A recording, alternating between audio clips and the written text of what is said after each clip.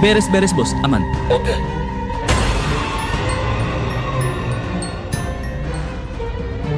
Bang Topan dan Pak Rungkat akhirnya mendarat juga di Lombok. Misinya cari Dewi.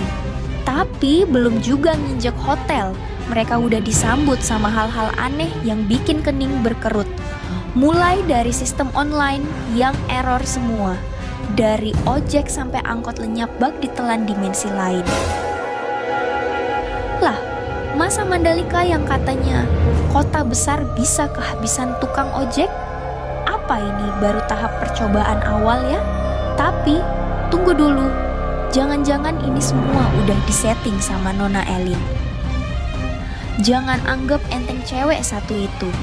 Bisa jadi dia udah tahu Bang Topan dan Pak Rungkat bakal datang dan langsung bikin jebakan digital biar mereka nyasar terus dan nggak bisa balik.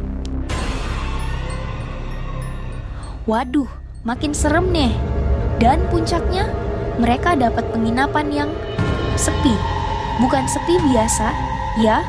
Ini sepi yang bikin bulu kuduk jadi boyband merinding berjamaah.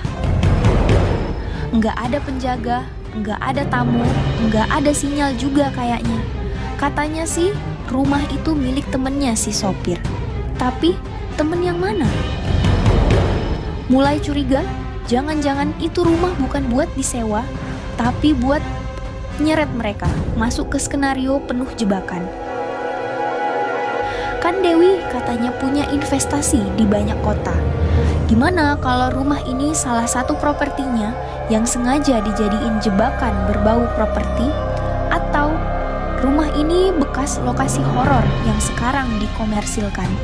Jadi, pertanyaannya sekarang, apakah Bang Topan dan Pak Rungkat akan berhasil membekuk Nona Elin?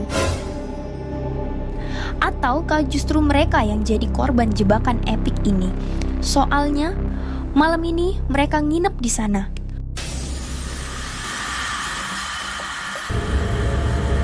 Sementara itu, di tempat lain, Peot langsung shock, meledak kayak mie instan yang kelamaan di microwave begitu tahu dari Dot bahwa Pak Rungkat pergi ke Lombok.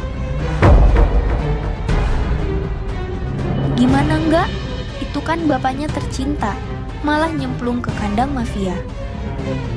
Dan ini bukan mafia abal-abal ya, tapi yang mainnya bukan pakai otot, tapi pakai otak. Yang bikin tambah merinding, semua kejadian di sana tuh kayak udah diskenarioin.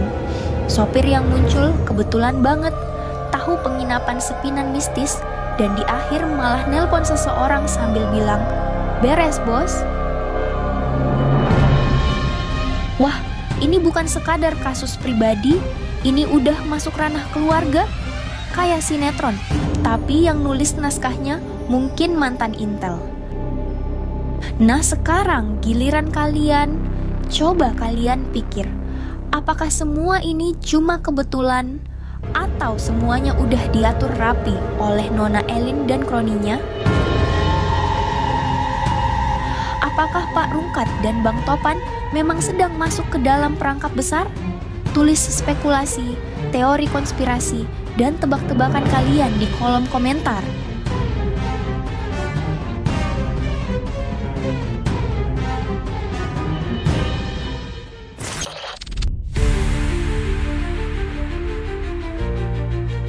Kadang, hidup tuh suka ngasih kita situasi yang kelihatannya, wah kebetulan banget.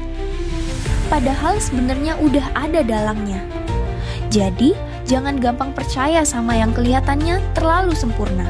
Karena bisa jadi, itu cuma umpan. Selalu waspada, jangan lengah. Karena kebaikan tanpa logika itu kayak jalan di malam hari tanpa senter. Dan jangan pernah sepelein feeling. Kalau hati bilang, ini kayaknya aneh deh, dengerin. Karena perasaan kadang lebih tajam dari CCTV. Buat kalian semua yang udah nonton, semoga selalu dijauhkan dari orang-orang licik yang sukanya main belakang. Dikasih insting kayak detektif, supaya bisa bedain mana yang tulus dan mana yang pura-pura manis.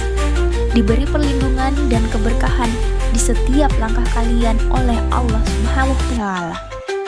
Amin ya Rabbal Alamin. Sampai ketemu di episode selanjutnya. Jangan lupa like, share, subscribe, dan pastinya jaga logika, tapi jangan buang perasaan. Karena kadang satu rasa nggak enak bisa nyelamatin kita dari jebakan yang paling rapi. Wassalamualaikum warahmatullahi wabarakatuh.